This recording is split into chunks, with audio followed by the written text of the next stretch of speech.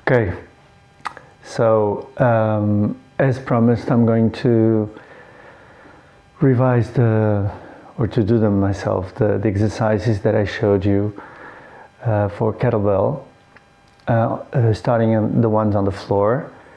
I'm not going to do the whole set of repetitions, just going to try to show you some of the landmarks and important points that I tend to stress out when I tend to underline when I use it. Okay, so I'm gonna use my 8 kilo kettlebell just to make it easier for me to show. And in these floor workouts, ground workouts, I usually use a weight lower than the ones that I use standing. So when I work out standing, I usually use a higher weight to work out. As the least weight in kettlebell training, official kettlebell training at least, there is 8 kilo. This is the one I'm using on the floor, but you can use this workout on the floor even without any weight. I just think that if you grab something with 4 kilos, 3 kilos, whatever, just a dumbbell in your hand helps you to organize the system from the weight. It's like closing a chain in a not fixed place, but introducing tension or compression into the system that helps you to target and to focus in your tensional organization. So I'm going to use my 8, and to start with, before even the use of the kettlebell, I do for everyone now, placing the feet close to the butt, not very far, because it changes the relationship of the fixed point towards the body. So it changed how the chain upwards reacts. So I tend to start with my feet a little bit closer to my butt, wider than my hips, more or less the width of my shoulder, or as a reference, the distance from my knee to my ankle, because when I go down, I want to be able to allow the knee to touch more or less the other foot as a reference. If it's too close, it means that there is a different relationship in the body. So if it's shin width apart, the feet, I think it's a good reference.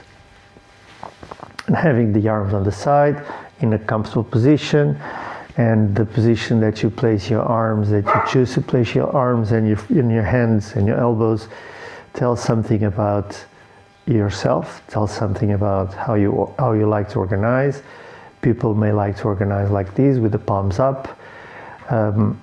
Sometimes I see that they try to squeeze shoulder blades together, as I think you Crees may tend to do.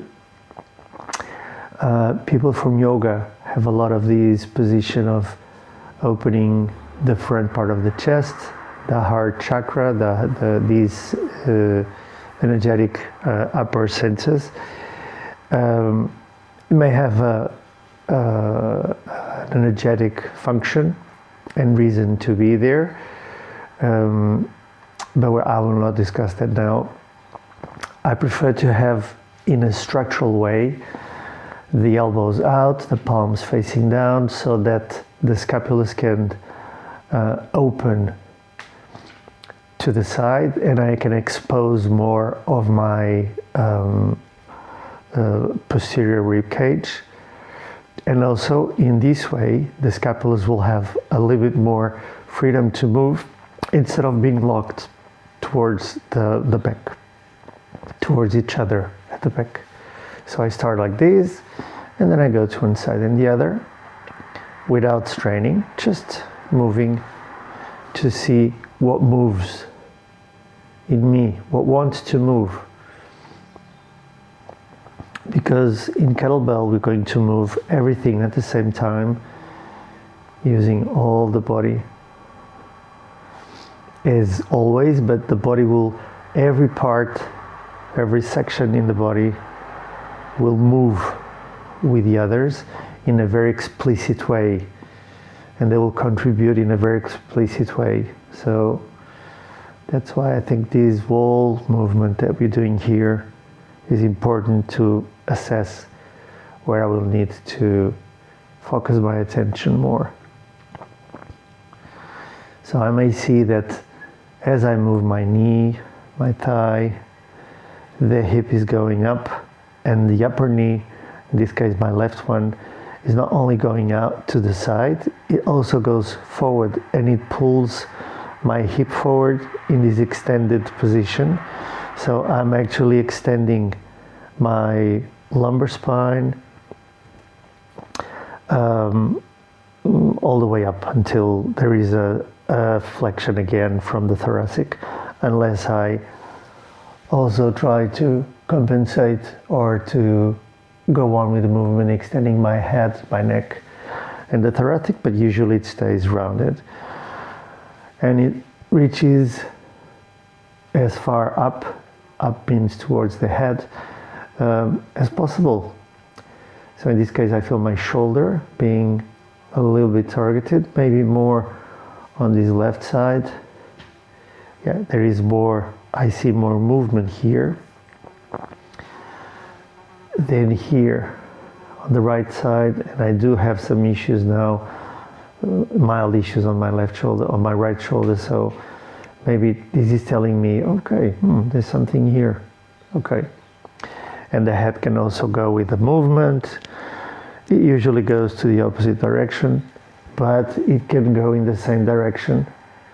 If it goes to the opposite direction, it actually compensates the twisting of the torso to that direction.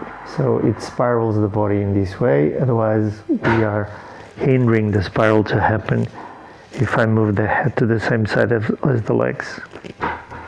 Good. And then I also use, so I was moving from my legs, so from my hips in relation to the torso. Now I'm going to try to move from my shoulder girdle. And for that, I try not to use the legs as much. And as I roll to one side, I bring my scapula upwards and in front of the chest. And I try to roll from my scapula and reaching as far away on the other side as possible. And I just return. And then the other side, I pull my shoulder and I try to reach. This side feels better than the other one for me. One more, I can return the movement from the chest, or I can go up on the floor and see if I can keep my head always down. Also my hand touching the ground, it will tell me something about me, if I can do it or not, or if I need, or if it's possible to head it down during all the way. So this is another possibility for motion, for twisting and for seeing the connections of the body. And then I also use my head as a twisting point.